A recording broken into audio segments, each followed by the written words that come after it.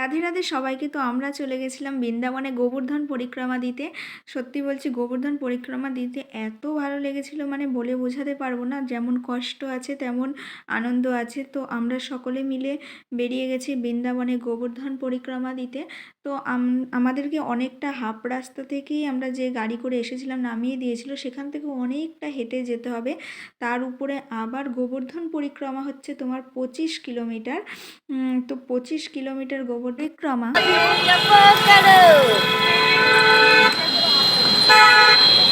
রাধে রাধে।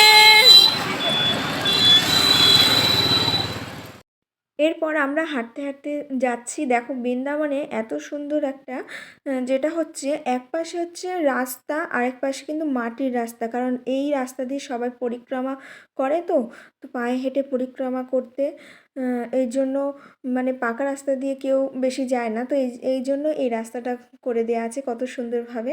তো এই দেখো, আমি কুসুম সরোবরের কাছে পৌঁছে গেছি। তো তোমাদেরকেও সামনের থেকে দেখাই কুসুম সরোবর। তো তোমরা দেখতে থাকো কুসুম সরোবর।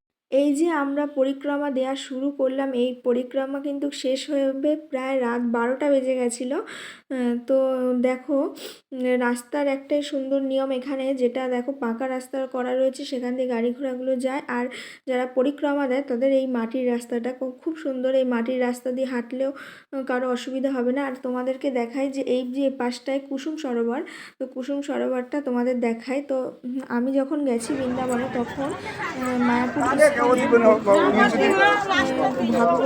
স্বামী মহারাজ, হ্যাঁ, ওনার দর্শন পাই, উনিও এসেছেন। দেখো, এর তটে রাসলীলা হতো, আর পাড়ে যত লতাগুলো দেখেছেন এটা হচ্ছে ওনার সাথে আমার কথাও হয়। তো আমাদের হাঁটতে হাঁটতে প্রায় সন্ধ্যা হয়ে গেছে। আর এই যে এই সাইডটা দেখতে পাচ্ছ, আবঝা আবঝা দেখা যাচ্ছে, এখানেই হচ্ছে গোবর্ধন পর্বত। তো আমরা রাতের অন্ধকারে তো ভালো স্পষ্ট বোঝা যায় না।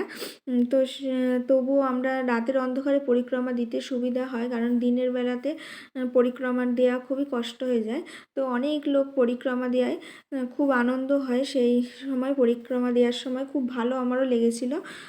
তো আমরা এভাবে সারা রাত, প্রায় রাতের অর্ধেক সময় আমরা এইভাবে পরিক্রমা দিয়েছি।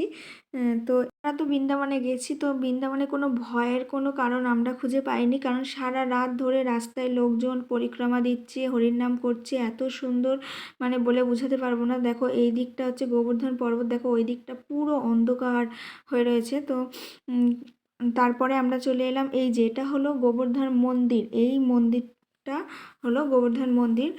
তো রাধে রাধে, আমরা এবার পরিক্রমা শুরু করব।